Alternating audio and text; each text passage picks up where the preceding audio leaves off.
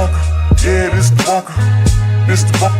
Welcome to the bunker. This the bunker. Yeah, this the bunker.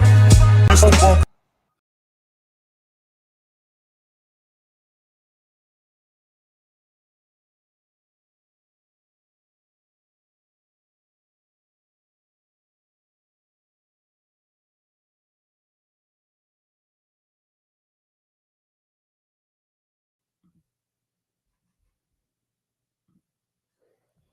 Good people, what's up? Let's go. Listen, happy Wednesday. You are now tuned into the Breakthrough Bunker, where we don't run from the storm, we learn to dance in it. I'm your host, Murph, aka Mr. Motivation. Flat out excited to be here. You could be anywhere in the world right now, but you're here with me, and I appreciate that, good people. Today's guest, Miss Aimee Morris, Aimee Jo. All right, Aimee Jo, y'all. Don't get it twisted, Miss Aimee Jo. From the battlefield to the bedside, Aimee Morris has dedicated her life to healing body, mind, and spirit. As a Marine Corps veteran turned nurse leader, she walked through the corridors of pain, hope, and recovery. Today, we'll uncover how compassion, resilience, and purpose shaped her into the healer she is today. But good people, before we bring her out, Coach, what up? Before we bring her out, you know we're going to do the 3, 2, 1 with Murph, where I share 3 thoughts, 2 quotes, and 1 prompt or question I have for you. Yes, but before we do that, sponsor highlight, shout outs to Excellence. Hold up, actually, you know what? I always forget this. Hold on, y'all. Y'all know what I forget. The chat. We got to get the chat popping. We got to connect the chat. All right, chat's live. And I think I got a banner. I'm shouting out an org today. Ms. J, what up? Big shout out to Excellence, Presence, where leadership and confidence and communication collide. They help you show up with power, purpose, and presence. Visit excellencepresence.com and step into your next level of excellence. I back that org. I want you to tap in. There's the IG _excellence presence. Go show some love, all right? And my premier partner sponsor, you know, I got to shout out the homies. The homies. Major love to our premier partner, 8 Ball Inc., the brand for those who grind hard, lead loud, and live bold. All right, tap into 8ballinc.com and use code Mr. MRM ship free for your free shipping on your order. Shouts out to 8 Ball Inc. Double salute. They got an event in New York Saturday. I'm unable to make it. I'm supposed to be in the building, unable to make it because I have mental health first aid training. Shouts out to Mental Health America. I got first aid training this Saturday. I'll be training a group of doulas that are affiliated with Patients Are Waiting. Shouts out to patientsarewaiting.org, patientsarewaiting.org. Doing dope things, and their doulas are going through a cohort of mental health first aid training this Saturday. Let's get into the 3, 2, 1. All right. Thought number 1, healing isn't only clinical, it's connection. It is connection, and we're going to get into it with Miss Aimee. Her career shows that medicine without empathy is incomplete. Medicine without empathy is incomplete. Healing begins when we truly see the person behind the diagnosis. Number 2, leadership is love in action. Leadership is love in action. I like that one a lot. Leadership is love in action. It reminds me of a book. Shouts out to my girl, Brene Brown. I often quote her, drop her name. She has this book, Dare to Lead. I want you to tap into that, Dare to Lead. I actually do not have that one. I might have it, but I haven't read it. But I'm a super fan of Brene Brown. And number 3, purpose evolves with service. Purpose evolves with service. I like that one a lot too. 2 quotes. Number 1, healing isn't something we do to people, it's something we do with them. Healing isn't something we do to people, it's something we do with them. And my second quote, every life I've touched has in some way healed a part of me too. Woo! I don't know who said this. I can't even take credit for this one. But every life I've touched in some way healed a part of me too. But I feel this though. This ain't my quote, but I feel this. Because like when you like in spaces like Miss Aimee, myself, leadership coaches, motivational speakers, we be speaking. And it's just like I don't even know who's receiving it. And when I get those DMs and those letters, those texts like, yo, Miss Motivation, your song Why I Saved My Life, or Psalms Wide Open made me feel like this. And it's like, dang, that's just something. That's why we keep showing up, because we just never know who we impacting. One action prompt for you, listeners and viewers, one action prompt for you. Where in your own life can you begin to lead or heal, not by fixing, but by showing up fully human? I'm going to say that one again for the people in the back. Where in your own life can you begin to lead or heal, not by fixing, but by showing up fully human? If y'all want to talk about that, y'all can send me a DM. We can talk about that one. I like that one. Now let's get to the meat and potatoes of the shebang. Aimee Morris, today's guest. Miss Aimee Jo, a Marine Corps veteran, accomplished nurse, leader, and advocate for holistic healthcare. Over nearly 2 decades, Aimee has cared for patients across oncology, mental health, hospice, and specialized wound care, while leading teams, mentoring nurses, and pioneering wellness initiatives that blend mind, body, and spirit. Her journey from military service to high-impact healthcare leadership is a story of resilience, purpose, and compassion. And today, she's here to share the lessons, insight, and wisdoms she's gathered along the way. I'm flat out excited. I hope you are too. Good people, come to the stage, Miss Aimee Jo. Hey, What's how are good? you? Listen, I just got out the kitchen. I was cooking, chefing it up tonight. So I'm good. I'm good. You know, how Nice. are you? I'm good. I had a late patient this evening. It went really well. I'm happy. I'm happy. Oh, that's what I like to hear. Well, I didn't. I'm bad with it. I didn't do this. I often don't. Text everybody Happy Veterans Day. So happy belated. Same to Um, you. Same to yeah, you. yeah. I had you in thought because I was preparing for our conversation, and yeah, I'm super excited. Well, Miss Aimee Jo, how we set it up? Tell the people how you know Murph, man. Well, we have a mutual friend, and she happened to bring us together in a group we called the Dream Team, where we got together and we would share our visions, our goals, our aspirations for the future, and Mm. we would each raise each other up and help us to set goals, uh, give feedback, and encourage each other toward our life's purpose and mission, and live out what we were put on earth to do. So yeah, Yes, pretty yes. good stuff. Shouts out to Miss Cass Storm, man. Love her. Cass, she was the Coach K. She brought Yeah, us together. she was the catalyst. Yeah, Yeah, yeah. Jack, yeah. what up? So backstory. I think Cass sent me this video. It was like a TED talk, and it was about we dream in isolation, and we say I want to do this big thing, and it's just you, and you like, but I don't know how to get there. I don't know nobody that's, and then it kind of like the dream kind of goes away. But when you put yourself in a space with people and you start to share your dream, I know some people say don't share your dreams.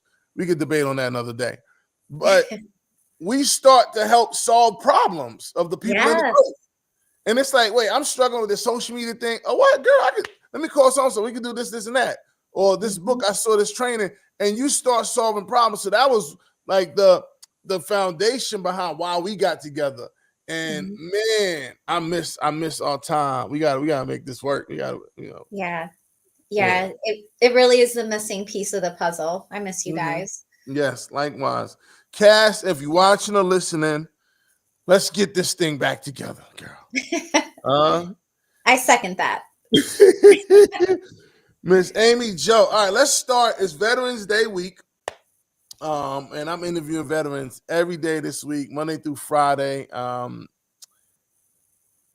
Why'd you join the military? So I know a lot of veterans joined because it was a call to duty or service. And I guess in some capacity for me, it was as well. But I was a young mother. I had my daughter at age 16. And I would say the real reason I joined the military was a God intervention. I happened to be standing at the square of our small town in Red Lion, which, if you know where Red Lion, Pennsylvania is, it was very small in 1996, and it still is. And this Marine Corps recruiter drove by, but he was donned in the most gorgeous uniform I'd ever seen in my life. And he pulls up beside me and he says, "What are you doing for the next 4 years?" And he really spoke to me, everything that I needed to hear, which was, steady income, housing, food allowance, insurance. I was like, I need all that for my daughter. Right, where do I sign? And that's really how it began. Was I really wanted to be able to provide a future for my daughter and not be stuck in the small town and not be a statistic. Man, thank you for sharing. So that was a really good line, Marine recruiter. I like that, boy. What you doing for the next 4 years, girl? That boy good. Oh man. So tell us about the first, when you got the boot camp.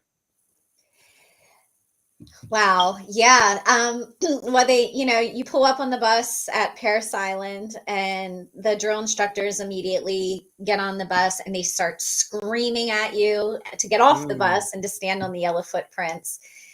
And I still, at that moment, it was kind of like shell shock. So I hadn't thought at that point yet that I had made the biggest mistake in my life. It took a little while during that initial period, but I don't know. I want to say it was one of the nights they were going down through, and it was early on, like maybe day 3 or 5. And they were getting us out of the rack at like 5 a.m. And I was just like, what is this madness? And I think at that point I was a little bit fearful. But I will say, I came from a hard family and home life. So I used to think with the drill instructors, I was like, they got nothing on Mama Flo. That's my mother. It's like, they're soft. But Right. yeah, the Marine Corps, it was definitely an eye-opening experience. And it was never really the physical part, because they build you up to that, they make you work for that part, and they do it progressively. So you can get down the physical part. It really is that mental part. The mental. Because the entire time, it's that whole game of like breaking you down to build you up. And if you don't know the game and you don't recognize the game, it can just feel very discouraging at times. But best choice of my life. It changed the trajectory of my life, and everything that I did after that was because of that first stepping stone in the Marine Corps. Wow, that's powerful. I mean, I'm the same way. Best choice. I didn't think that when I was in it, but looking back, yeah. Now, so why'd you get out? When did you transition out? Well, I had already had my daughter, as I had Mhm. stated, and then I met my husband in the Marine Corps, and he and I had a son who is actually currently deployed. Well, he's PCS. He corrects me all the Mhm. time. He's not deployed. He's PCS. He's in Bosnia. Okay. Um, but that when the second child came along, I really had been away the most of my 4 years in the service, and Mhm. I don't know. I think God steers your direction. And at Mhm. that, I knew it was time. I had done my 4, but in the back of my mind, I really always wanted to be a nurse. Mm. And so those 4 years were invaluable. So many lessons and Mhm. um, leadership skills that I took away from there. But it was just time to transition. I had a Mm. family at that point, and I really wanted to go to nursing school. Track. What's a memorable life lesson that you learned while serving? Oh man, there's so many. I think so. When you come from a small town and you have lived in scarcity and have only seen one environment, your Mm. point of reference is very limited and narrow. And so those 4 years in the Marine Corps, that gave me the opportunity to see the world, meet a diverse population, gain friends and family that I otherwise would not have had with Mhm. not having that experience. I would not have as broad a view of the world had I not had that military experience. So broad world view is what the military gave me, and sense of family, a deeper sense Mm. of family that I ever knew Track. existed. Yeah, I mean, I venture to guess the military is the same. The Marines are the same way. It's like a melting pot. Jokers from all walks of life, Mhm. different experiences. Um, I like that. So let's go back to the beginning. What was your family upbringing like? Two parent household, single parent. It was a two-parent household, but very volatile. And so both my grandfathers were World War II veterans, Mm, and both of my parents were products of being raised by World War II veterans. And I talked about this at a gala last year, about uh, healing for heroes, and just PTS, and how it's like a ripple effect in the water. So mm, it impacts us generationally. So if you imagine a stone hitting the water and how it ripples when it makes impact, that's kind of mhm. how PTSD is, and in the sense that it can impact for generations. Track. And I just really feel like my parents, they did the best they could. But like I said, it was a tough household. They were both raised Mm, by World War II veterans, so wow. it was So rough. how did that impact how you parent? um, well, I'm much better now that I'm older, but I was a young mother, Yeah, still trying to right. find, yeah, I was finding my own way in the world, trying to figure out what adulthood was and raise a child at the same time. But as it's that old adage, know better, do better. So with Mm, every year mhm, that passed, it was kind of, I evolved into a better parent. But mm, again, if I give my parents grace, and my children have been so gracious with me. You do the best you can with the tools you're given. And then, mhm, as I said, as you know better, you do better. mm. But I'm an amazing grandmother. So Like I done figured it out now. I finally figured it out. I remember some advice I got. They was like, listen, as soon as you figure them out at a certain age, it changes to another level. And Oh you my gotta gosh. figure out Yeah. that level. And it's so Yep. true.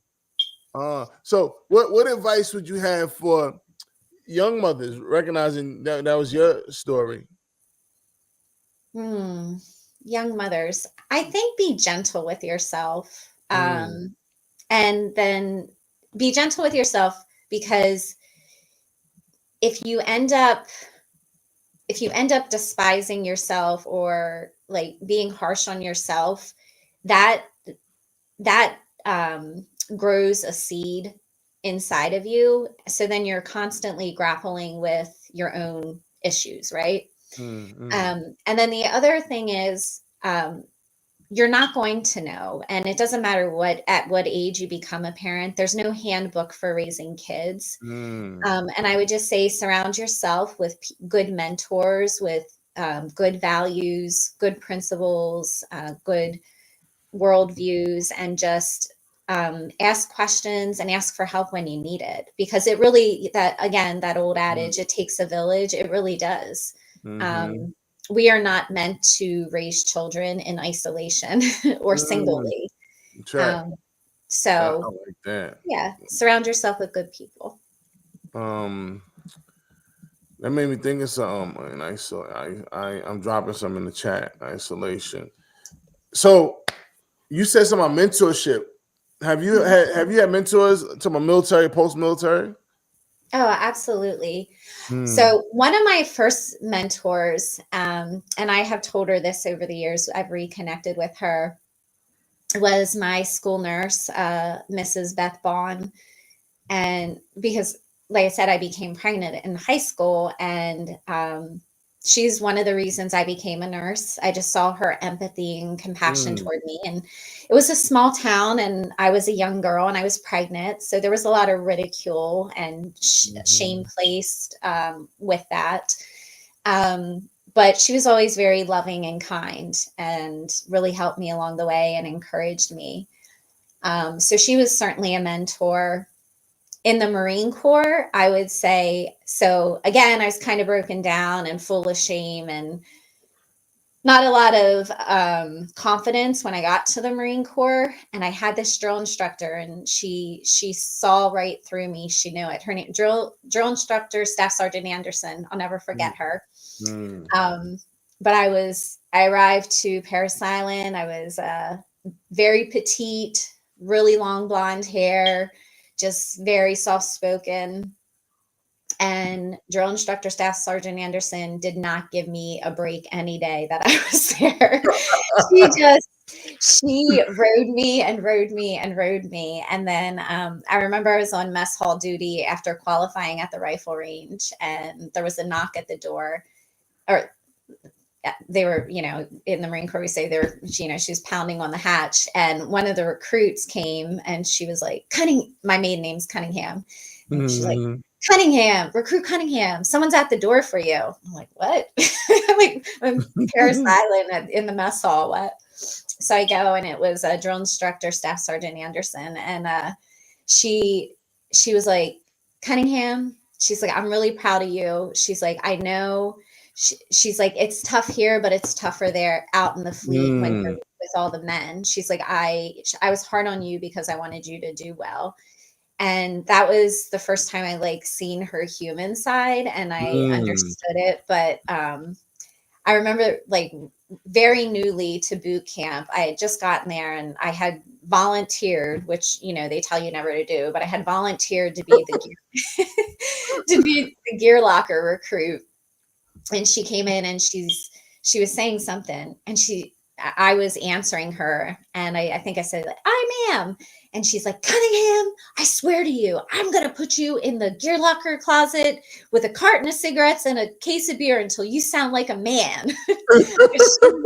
She was just always, her hand was always in my face. She always had me in the pit. I was just always in trouble by her, but she is someone I have never forgotten. I definitely, and she built and framed me and rebuilt my confidence. So I don't even know where she is. I haven't even seen her since boot camp. I would love to see her, but yeah, definitely her. And then after the military, I certainly had a lot of mentors along the way in nursing, entrepreneurship, and yeah. Well, for anyone, say in nursing or entrepreneurship, how do you go about identifying a potential mentor, and then how do you make outreach, and how's that work? Well, sometimes I think it's just circumstantial, Mhm. again, Mrs. Bond, yeah, I wasn't one to go to the nurse's office, but when I was pregnant, they had given me back in, I don't know if schools have air conditioning now, but back in those days, we didn't have air conditioning, and I was pregnant in the summer months. Like, it was June and it was very hot, so they would give me a pass to go down to the nurse, like if I needed to lay down or whatever. And Mhm. so I just kind of like forged that relationship because I was in her office more than I normally would have been had I not been pregnant. Mm. So that was circumstantial. And Okay. then again, Staff Sergeant Anderson, circumstantial because I didn't choose her. So, she Yeah, was I just ain't kind of, do that one. yeah, she was just kind of assigned. So, Right. but so grateful. And then afterward in life, again, I think it's just, you come across these diamonds, Mm. that have just been placed in your life that are just so rich with knowledge and Mhm. compassion, and they see something in you, and then you share a similar energy, Mm. and I don't know, the bond is made. So Yeah, that's the best I can describe it. I can't say that I like chose any one mentor. I think it just was happenstance. what's happened? Yeah, yeah. No, I like that. I like that. So I teach at the community college, and shouts out to QCC. And I tell students, someone's doing something at a high level, reach out to them. Like you said Mm, before, ask for help. But listen, I noticed that I see you have got confidence and you exude it. Can you help me get to that level? And yeah. task the person out. And people rock with who they like. So that's the thing as well. But don't be afraid to ask. If it's not like circumstantial, like Miss Amy Joe. Let's transition. We talk about nursing. One, before we get into, was there something like an experience that happened in youth, childhood, growing up that made you want to get into that service lane? Well, so my Aunt Mary, she was a nurse. My cousin Ruth, she was a nurse. Mm, My grandmother was ill with diabetes as I was growing up, and I spent a lot of time with her. And from a very young age, I was like 8. She would she'd say, "Amy Joe, go in there and get my insulin injection and give it to me." And I'd say, "Grandma, I don't know how to do that." She's like, "Just grab a spot and jab." So I remember like um, giving her insulin when I was a young girl, and then mhm, something you should never do. She'd always hurt, she had typical diabetics feet and you're not ever supposed to clip their toenails. They should go to podiatry for that. But mm, she'd say, "Amy Jo, can you rub my legs?" She had that diabetes legs. And so I'd rub her legs and she'd say, "And clip my toenails." So I was down there clipping her toenails.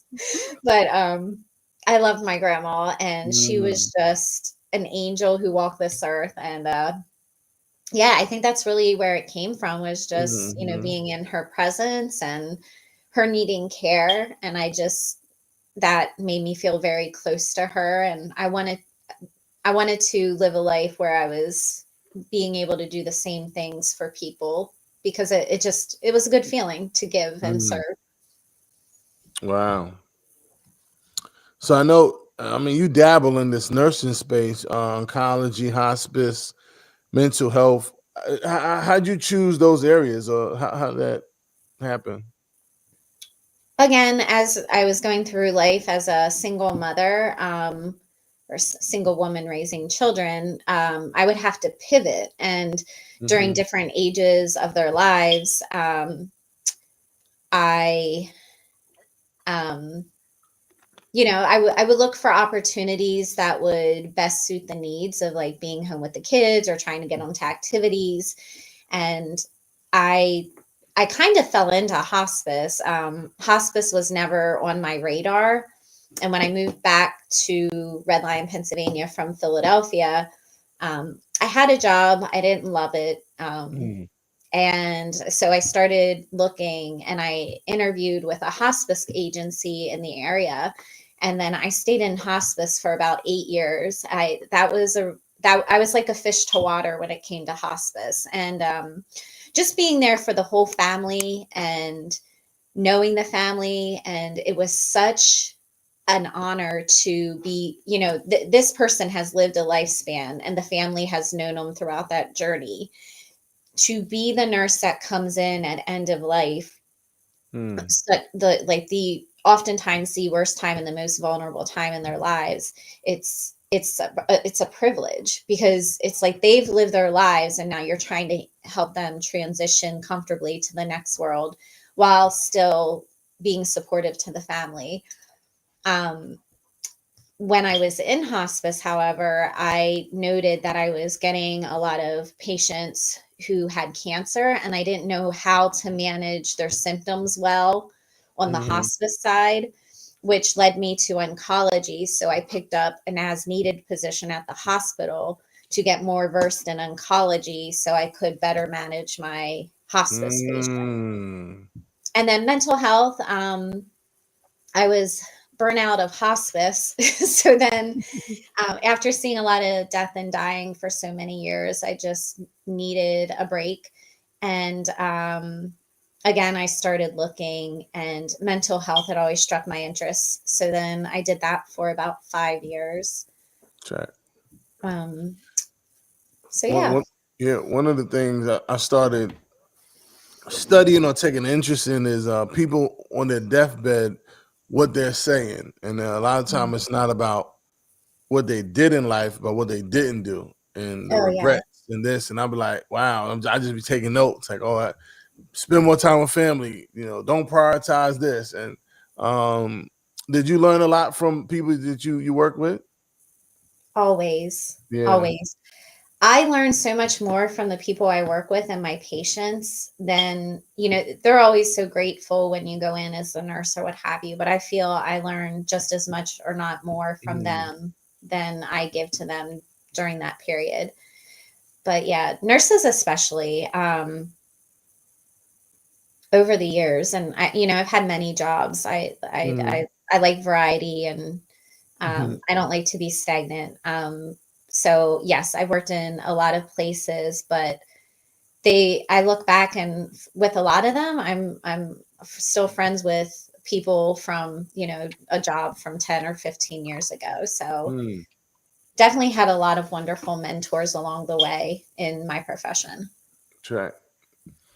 So we did nursing, the military nursing, and then we decided to go back to school for our master's in kinesiology. What sparked Yes. that? Well, I knew I wanted to advance my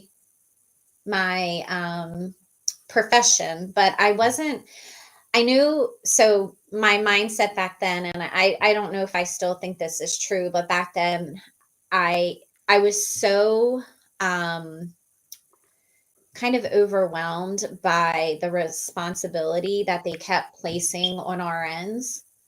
And I knew I wanted to advance my career, but I wasn't certain that I wanted to become a nurse practitioner, because I knew that would be a whole nother level of responsibility.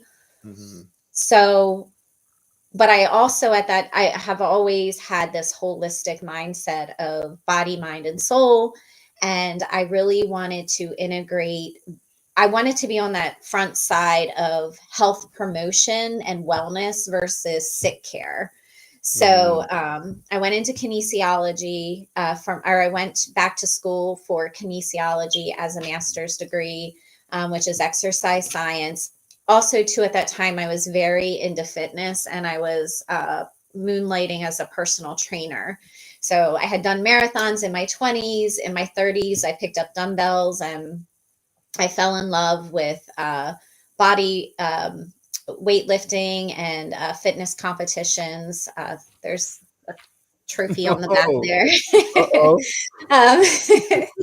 So I just, at that point in my life, and I've always loved physical fitness. I'm a very physical person. But I thought, well, how can I marry this nursing degree with like the wellness component? And so I moved forward with the kinesiology degree. And then after that, I did own a gym, and I had a wellness business for a little while. I took a hiatus from nursing. Wow. Oh man, so many things. I know. I said I'm very, I don't know if it's ADHD or just I like No, variety. I mean it's all good stuff. So let me back up. So in my college, in my class, I have scholars that were students that range from just left high school, coming into college, or went to college, took some time off, coming back, took a whole hiatus, now come back. What advice would you have? Because a lot of them are unsure as to what career path to take. And as a woman that has dabbled and wear many hats, has extensive lived experience, what advice would you give someone first year in college? Mhm. Okay. So I mentioned my Aunt Mary earlier, and Mhm. she worked at the same hospital, the same unit for 34 years. And that, that there was a time um, in our profession that, um, staying in one place and doing the same thing that looked stable and secure and all those things. But I think now, as you're in your first year of college, and what I have come to learn, because my Aunt Mary used to say comments to me like, "Girl, you have a new job again." I'd be like, "Yeah, and I try, yeah, Aunt Mary, I like to try new things." So what I would say, and I would kind of be embarrassed that I had, there's different terms with it. They would say job hop or whatever. I never left on bad terms. And I usually got promoted almost immediately when I was with a company, Mhm. because work ethic and teamwork, like, that doesn't change. Even if you change the job, you still have the characters and traits of the person that you are. And if you carry that throughout you, you're never going to burn a bridge, and you're never going to leave a bad taste in your mouth. You're just going to do a really good job at the place you are for the time you're there. And that's just part of your story. It's a chapter. So Mhm. what I would say to first year college students is, don't get so bent around around an axle about figuring it all out at that moment, because you don't have to. It's okay to try different things, or not know exactly what your path is going to be. And there's no wrong decision. Even if you choose something and it wasn't the best decision, you can always pivot and go a different direction. Mm. But what I would say is, make sure your work ethic is there, and don't be the person that says that's not my job. Mm. And if they ask you to go 1 mile, go two. So if you carry that throughout your life, it doesn't matter. You could be working in sanitation, or you could be a CEO of a company. But if you remember those three things, you'll be able to go anywhere. Powerful. I co-sign that 100%. It blows my mind because sometimes you go somewhere and everybody, I no, actually, I'm using I statement. I've worked with people, but like, that ain't my job. I'm like, bro, we on the same team, you know? Yeah. And it's wild, but like you said, work ethic, whoo, powerful stuff. Um, I want to tap into, well, I know faith plays a big role in your journey. Is there a particular scripture you lean on? Yes. And I don't remember the exact scripture, but it basically, I think I sent it to you, Sean, or Murph, but it basically, what have you done? So Jesus is asking the 5 talents, what have you done with what I have given you? Because he had given 5 talents, and he specifically was asking them to do something to multiply it. Mm, And so in life, I think one of the greatest lessons I've learned, it doesn't matter your start in life, it doesn't matter your circumstance in life, it doesn't matter what resources you have at hand. You can always do something to be in service of others and to give to the community. And I learned that through whether it was, the Marine Corps, or when I came out of the Marine Corps, and my husband and I, we didn't have a lot, but we had a friend who had less. And I remember we helped her out. And then when I started Glen Hope, I had been a woman who raised 2 kids by herself. And then, I'd gone through college while raising them for my master's, well, my bachelor's too. I forgot it. Yeah. And then I wanted to start this nonprofit, and I wasn't a business person. I was a nurse. I did not know how to start a nonprofit. I didn't have $1 to start a nonprofit, but what my family had was this farm, and I just started doing things, like whatever I could do to help the veteran community. Like, oh, you want to come fishing on the farm? Yeah, come out and go fishing.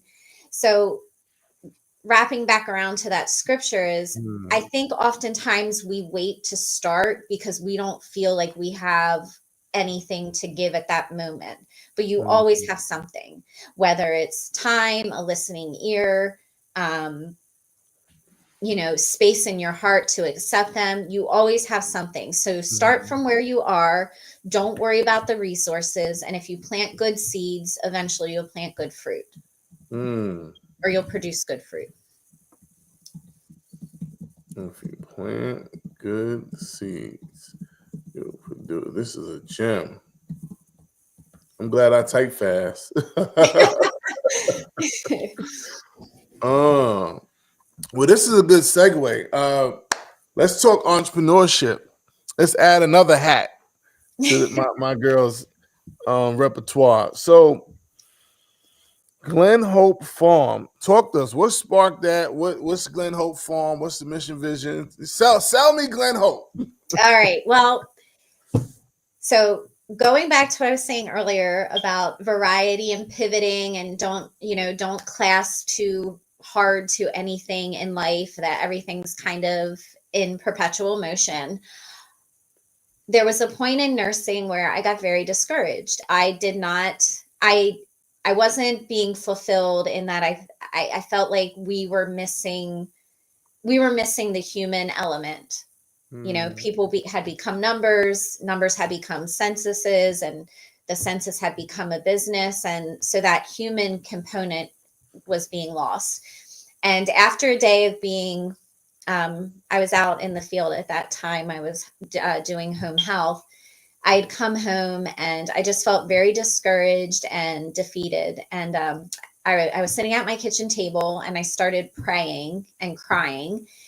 And I just said, God, I know you want me to be a nurse, and I love being a nurse, but what you have to lead me here. What is it that you would have me do?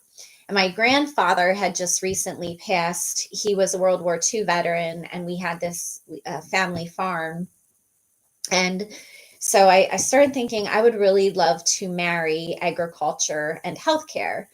So I started researching, and that led me down a rabbit hole. And I found that they had been doing what is called care farming in the UK and Western Europe for greater than 30 years now. At that time, I also did some further research and found that they had healed veterans coming back from World War II by placing them on farms. So 2 years of research with 2 nursing colleagues of mine, and we developed what is now known and has been a staple of York County, Pennsylvania, for the last 7 years. But we are now called Glen Hope Care Farm. So Glen Hope Care Farms help veterans to overcome challenges through on-farm activities, and we do that through various modalities such as animal husbandry, horticulture therapy, and we have even extended that beyond music therapy, trauma-informed yoga, canning, cooking, butchering classes. We then went on to be designated by the VA and the Pennsylvania Department of Education as a approved VA OGT apprenticeship site, and we're working on our VOC rehab licensure now. Wow. Hold on, I'm just dropping a note at IG. Aimee Jo is a boss. Wow. So I've been on the farm. Well, I was on a part of the farm. What was I at? You were at the event field. So Okay, I was at the event field. yeah, Okay. that field was actually, so this part I didn't tell. When we were the first days of being designated by the state as a nonprofit, we were hit with a catastrophic flood. So that field was completely submersed underwater. So it took about 3 years to build it back up for it. But I mean, we kept pressing. Like, I cried for a little while because I was like, we just got our 501c3 nonprofit designation, and now the farm is underwater. And then I mean, we just kept rolling, and every year it gets a little bit better and improved. We had to put a lot of things in place because of that flood, which that's a whole other episode. So, but Lemons to Lemonade, a book came out of it as well. I wrote a children's book called Buttons, the Cuddle Cow, Ouchies on the Inside. And it sees PTSD through the eyes of the cow, because all of our cattle got washed away in the flood. And then that cow was rescued 3 days later. But it's a lovely children's story. And it's a story of hope. And it also makes PTSD and trauma translatable through the cow to children, to understand, you know, if parents, aunts, uncles, grandparents are going through something, or even the children themselves. That's a lot. I'm gonna let that digest for a minute. So you got the book, we got the farm, and there's a lot of things I didn't even know the farm was doing. So that's dope. You didn't took the thing and you ran with it. But wait, talk to us about charcuterie. So again, I don't know if it's just lots of ideas or I have ADHD, but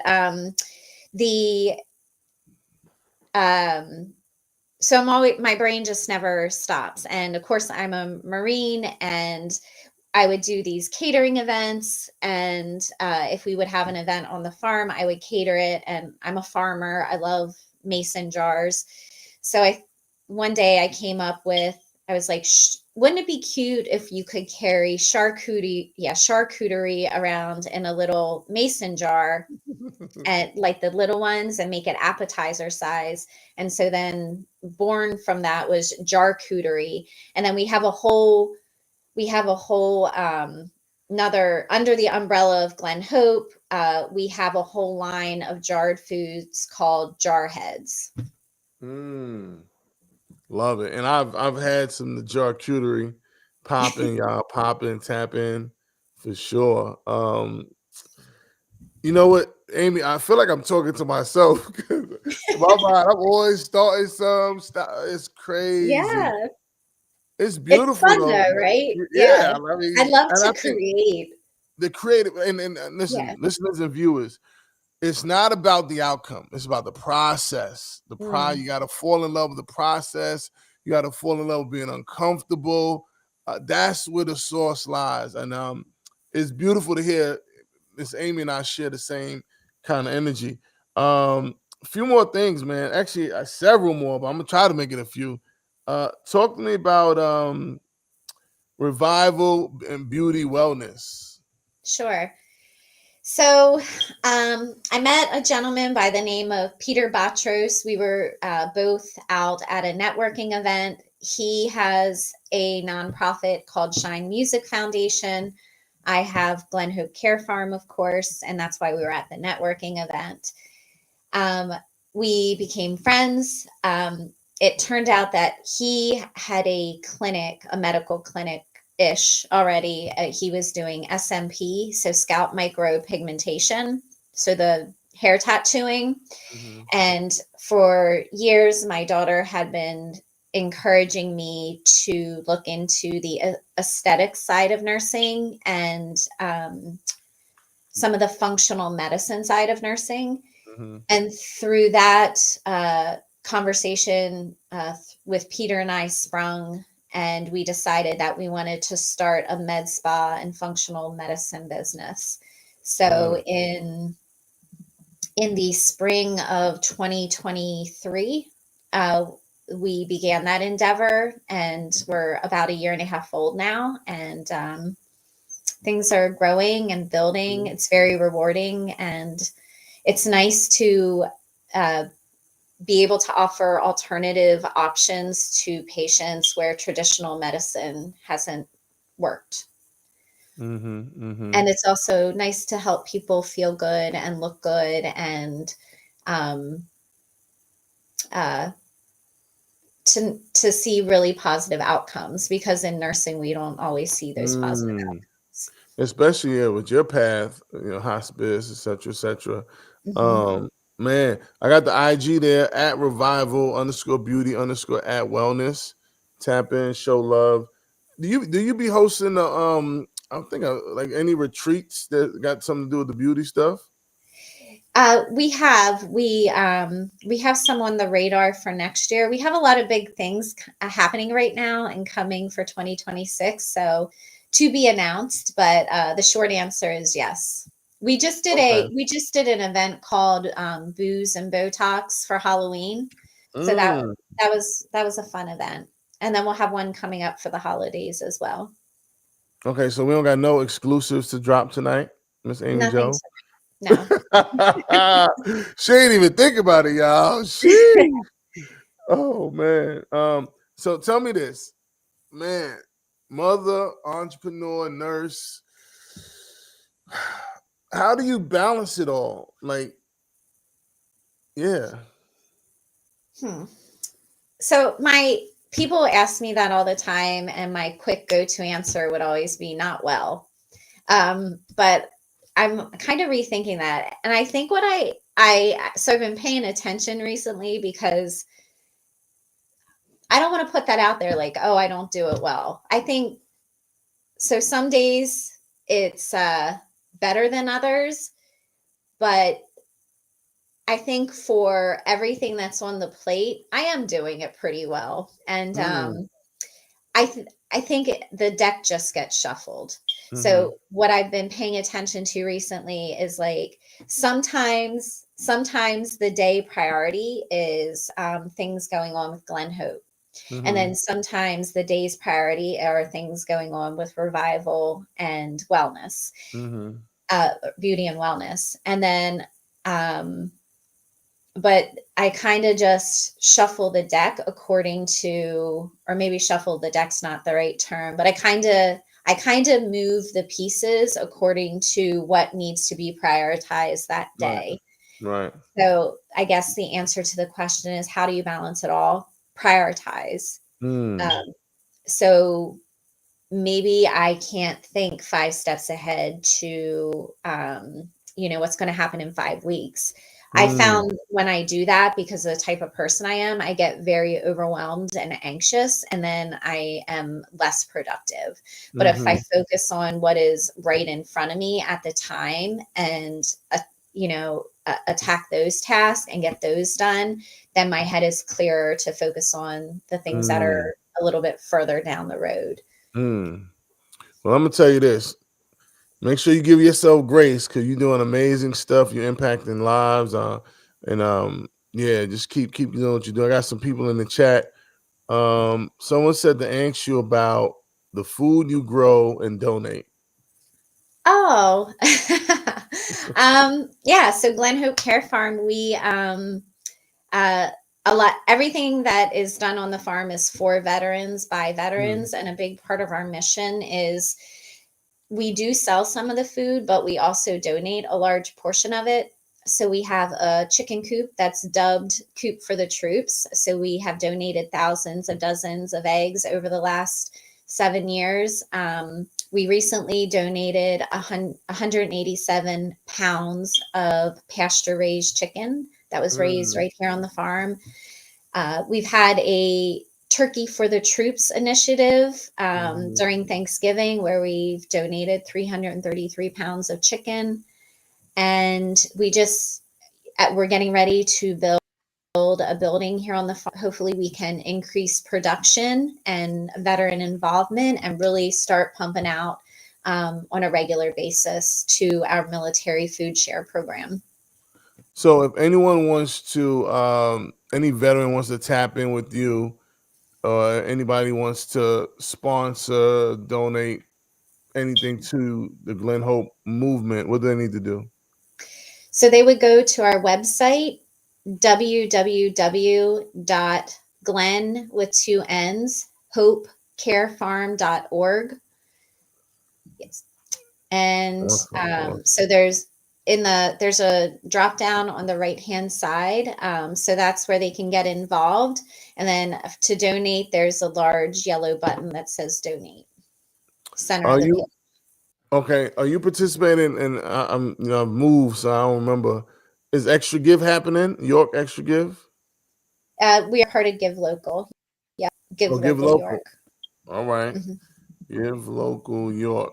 So tap in. That day is going to be the dope day to donate to Glen Hope Care Farm. Show your love. Appreciate that drop. Shouts out to It's About Service. Shouts out to Ian. Ian says shout out to Aimee. Man, we could go. This good. It's funny. I'm on a podcast run myself, and there's one podcast. Usually they 30 minutes, an hour, but this one was like 2 hours, 15 minutes. And I'm like, what are we gonna talk about for 2 hours? Aimee Joe. It was like the hour went, 2 hours went. I was like, dang, we could go. I appreciate you sharing with us today. Now, question. I got a couple more that we can close out. What does Aimee Joe do for self-care? What does that look like for you? The gym. The gym. Okay. And talking with, I have a couple friends from long past. My friend Lauren Napik, she and I became friends at 20. Became friends. I met her for the first time at her wedding. She was friends with my husband. They had worked together, and that was my first time meeting her. But I held her wedding dress up while she peed, and that's how we met, and we've been friends ever since. Oh, that's a bonding moment. So chatting with her on the phone, I just love talking with her. She's super funny, and when we get going, oh my goodness.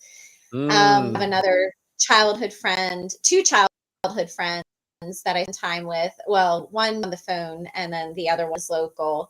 But the gym is really my self-care. I don't feel myself if I don't go. Right. I love that for you. So I got 3 last questions. This one might be a little onion peeler, and then we got 2 pretty straightforward as well. So you've seen people at their most broken and most brave. What's a truth about humanity that your years in medicine have revealed? One that most people don't talk about. Disease does not discriminate. Addiction does not discriminate. I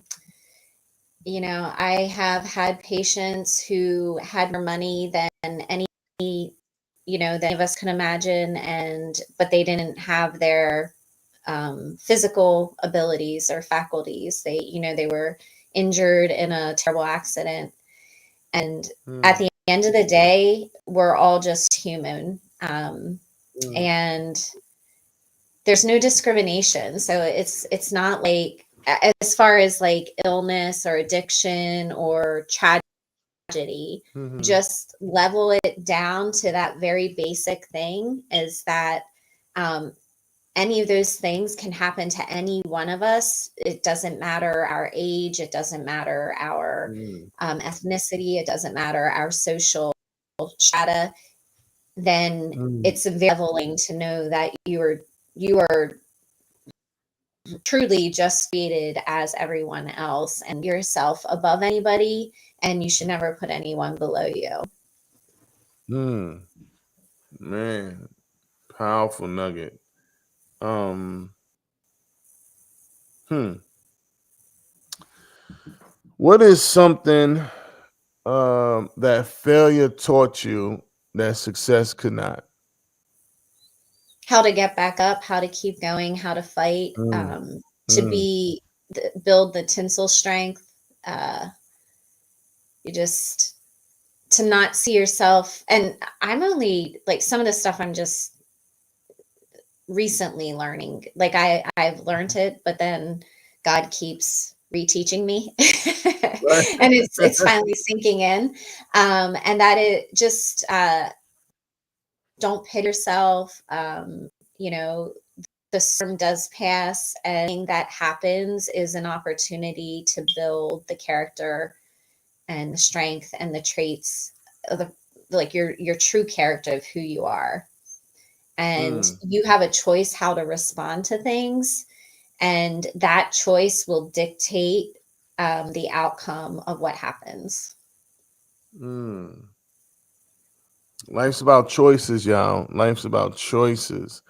Um, and I tell the youth that I tap in with, the choices you make today will greatly impact you in the future. So you got to choose wisely. Um, Mhm. Miss Amy Joe, I could go, but I'm gonna close it out with this last one. All right. Listen, um, whose wisdom has stuck with you? Whose wisdom has stuck with you? It could be a person, a principle, a powerful teaching, a quote that has helped guide your way forward. Hmm. I I feel like there's so many wise people that has really guided me forward in a positive way. I'm trying to think. Oh, take your time.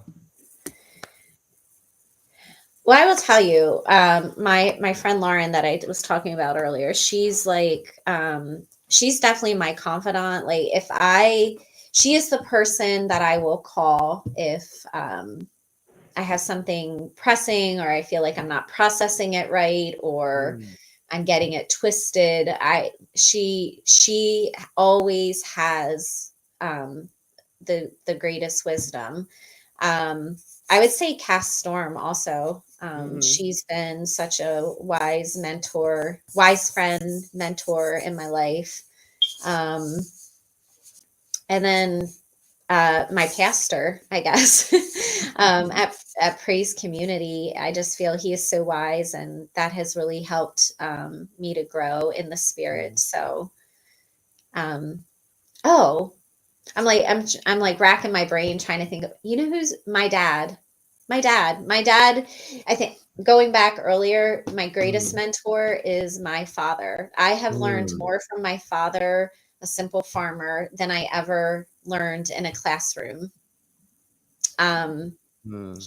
he has been by far the greatest mentor in my life. Wow, that's dope. That's dope. I love that. I love that. So I need my daughter to be saying the same thing in about 20 some years now. Like Yeah. my dad. Oh man, Miss Amy Joe, this has been fun. Any last words you want to shout out, promote? The floor is yours, my friend. Yeah, if you're in the York County area and you're looking for some assistance with any aesthetic needs, please reach out to me, Aimee Jo Morris, or Peter Batros at Revival Beauty and Wellness. Um, we also have functional medicine options with vitamin mineral infusions, peptides, HRT, and TRT. So we can help you with that as well. And we do check labs.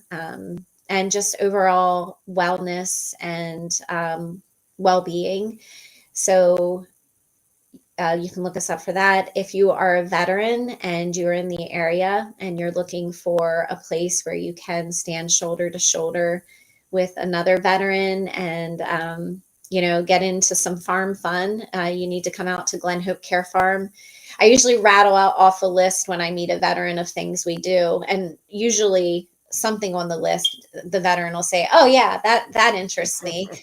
So we try to have something for everyone here at Glen Hope Care Farm, and if you are a veteran, we welcome you to check us out. Mm-hmm. Awesome. Aimee Jo, it's been an honor. Thanks for sharing this Wednesday evening with me and our viewers and listeners. And you and I will be in touch. We're going to get with, actually, you know what we're going to do? Let's text our group chat, because we still got one, and be like, it's time to reactivate. We do. The old gang's got to get back together. Yes. Put the band back together. So much is happening. I'm like, and you know what's crazy? This is so on time, because I got a lot of, things in the air, and it's like, I'm trying to rack my brain, and my brain be on fire all day. And again, I'm in isolation. Yeah. And we need each other. So yeah, absolutely serious about that. Let's get the game back together, and you and I reconnect. All right. So I appreciate you. Thank you for having me. Yes, ma'am. All right, Murph. All right. Talk soon. All right. Talk soon. Take care. Bye. Yes, ma'am. Oh man, Miss Aimee Jo, she's a beast, y'all. Shouts out to USMC Marine Corps. They just had celebration, I think, on Monday. Double salute to all my Marines. My big bro, I'm Army, so I be always, verbally sparring with the Marines. But my big bro, that's my G, has held me down and impacted the trajectory of my life. So I always got love for my Marines. Man, well, time be flying, y'all. That's a wrap. Listen, if this spoke to your spirit, share it forward. Somebody out there needs that reminder today. Take a moment, reflect on the 3, 2, 1, and remember, one bold step forward beats standing still. All right, let's stay connected. Let's keep building. Follow me for Mr. Motivation, Mindset Gems, Motivation at Mr. MISTER Motivation M0 TIVATI 0 N.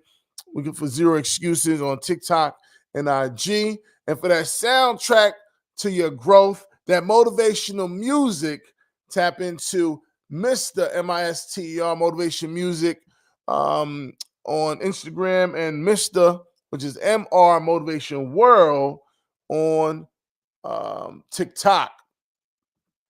Do remember, good people, grab your copy of Unbreakable Valor, Triumph Through the Soul of Resilience. Oh, man, it's flying off shelves. Shouts out to everybody that has read it or bought it from Amazon and left a review. I appreciate you. Reviews are everything. I definitely want to hear how the book may have inspired you, got you fired up to go next level. What else we got? Oh, quick note, 2026. We got the Mr. Motivation Men's Mentorship Group coming. I help men who are stuck, stalling, or starting over. I need some water. Hold on. Man, this water good. So yes, I help men who are stuck, stalling, or starting over build confidence, clarity, and consistency so they can move forward with a purpose. And all this is done through my 5M formula for success: mindset, motivation, money management, and massive movement. I guide men to heal from within, take disciplined action, and build systems that sustain success long after the hype has faded. This is how we break cycles, build wealth, and lead with resilience, creating legacies that last beyond our lifetime, y'all. Oh, yeah. Fellas, if that's you or someone you know, tap the link in the bio. We got to get the bio updated. Or you can email us at hello@Mr.MISTER-motivation.com to join the early interest list. Let's build together. Don't forget, subscribe to the Breakthrough Bunker newsletter, your weekly dose of insight and inspiration. All right? Tap into that newsletter. It just went out today. It should be in your inbox. Until next time, keep building, keep believing, and you got to remember, nothing changes if nothing changes, y'all. I want y'all to stay resilient, all right? And that's all for us, man. You know how we're going to do this. We're going to go out with some energy. Dig me. Put it on my hood grown, NY, Brownsville, Bed-Stuy. I done came from the lowest lows, still walk with my head high. All my life, I've been through it. Made it out, and I'm getting to it. Can't tell me I didn't do it. No passing L's, we skipping clubs, no taking L's.